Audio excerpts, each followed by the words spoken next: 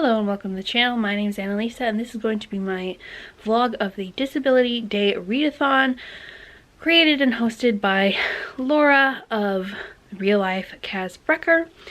And I am reading You and Me and Our Heartstrings, which has a main character with cerebral palsy and was written by a disabled author. I'm not sure if the author has the same disability, but I think probably. This is about, I just had a bunch of back pain. Like a spasm type thing. This is about two main characters who go to a musical high school, a high school where they do big focus on music. I think it's a private school. And they're going to do a duet together. I think they're seniors. And there's going to be scouts from Juilliard, and so it's a big deal. They want to get into a music college, and they have a disagreement initially about what type of music to use because his brothers went classical and he feels like he has to live up to his brothers, and she feels like a modern song would show more versatility and aptitude and stuff. And so I'm heavily judging both of their parents. I'm that much into it. And I'm heavily judging both sets of parents, one for putting too much pressure on the kid and one for making their kid work in their business as unpaid child labor because they can't afford to hire any help, and therefore they're also missing all her concerts and everything because they either have to work at their own business or take care of her toddler sister. So yeah, heavily judging all of the parents involved in this, but parents in YA tend to be kind of crappy, so there's that. There's also a super ableist kid in her orchestra who refers to her not by name or anything, but as differently abled. So yeah, we dislike him intensely. So far it's pretty interesting and I'm looking forward to continuing it. So I'm going to put up the bingo card here for this readathon, and the first one I'm accomplishing is written by a disabled author because my cat is purring very loudly in the background. He's enjoying the blankets.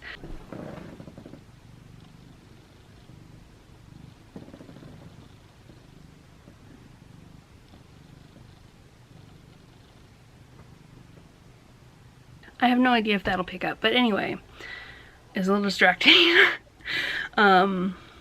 You, Me, and Our Heartstrings is written by a disabled author. I'm also reading part of a book. I don't have time to get a manga from the library by a disabled author or about disability, but I can share petitions or GoFundMes, read an article, I have time for that. I can support disabled creators on social media and maybe read an article that is written by a disabled POC, and then read a shorter thread. So I'm going to do that now and put up some screenshots of stuff that I found and put links below as well if I find anything cool and educational. Just searching Disability Day on Twitter, I found Terry Ann Adams, who has written multiple books, and they have albinism and autism.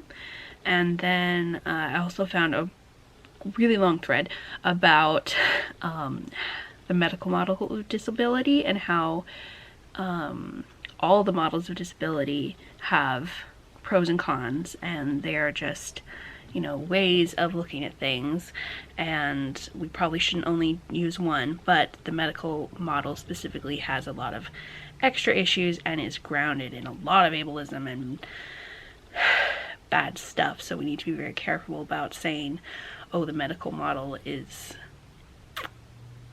you know, something that we should use as much as we use the social model. So yeah, I will link both that creator and that thread below. And now I need to do some editing of my November wrap up. So it's day 2 of the Disability Day Readathon. I am about 130 pages into You, Me, and Our Heartstrings, and I'm really enjoying it. I'm kind of nervous about a third act breakup happening. Those always make me nervous, but it's been really happy and just flowing along really nicely so far. And yeah, there's representation of therapy and anxiety as well as the cerebral palsy. Today my family's going up to Spokane. We successfully bought a house for my brother and great aunt to live in, and this is also to be an investment for me to have income when my parents are gone, because I'm disabled and can't work very much. So we're driving up there today, so it's about a 2.5 to 3 hour drive. So I will have reading time, because on the big highways where there aren't a lot of turns and stuff, I can read in the car without getting sick. I might also crochet along the way. But yeah, yesterday I also read a article about long COVID, which is a emerging type of disability. It's been emerging for the last 2 years. Quite a few people have it now and have had it for a couple of years. So yeah, and so I knew a lot of the stuff about it already because I follow a lot of people who've gotten long COVID, but this talked about like statistics and what studies there have been so far, and how some doctors are aware of it and are like, yeah, this is a thing, we need to address it, and some doctors are also very dismissive, which is what I've heard from those patients who have long COVID. I'll probably change because these are my church clothes. I love this dress so much. It's long and flowy and fluttery and lacy, and it's really great. It's from Torrid. Bought it like a year ago, so they might not have it anymore. So yeah, I'll see you in a little bit. Also, we're staying in the house instead of a hotel because we don't want to have to pay for a hotel, so I need my blankets. Sam, can I have the blanket you're sleeping on? Sam. This is my brother's cat, Norbert. We're moving him in tonight. Yes. He is the most lovey-dovey cat ever. Yes.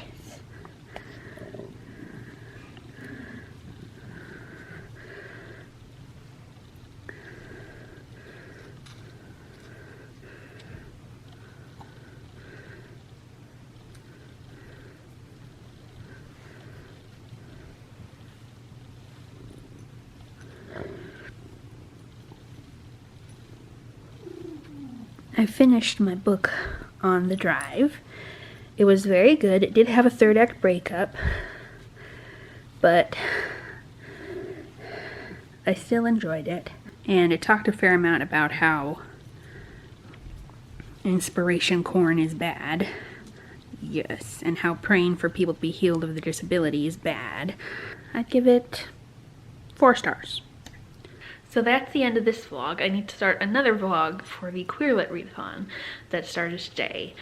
And I brought with me Loveless and Fire Becomes Her, which both have Ace Rep, and Fire Becomes Her has Polyam Rep as well.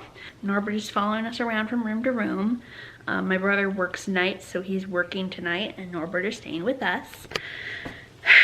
And we have to put up curtains in this room because there aren't any curtains. My parents and I are sharing the gigantic bedroom in the back of the house. I haven't given you a house tour. I'm not going to do a whole house tour because you can't see the front room because there's no lamps and it's a lamps only room, no overhead light. But this is a sneak peek of the kitchen. Isn't it pretty? So thank you so much for watching, and I will see you in the next video. Bye-bye.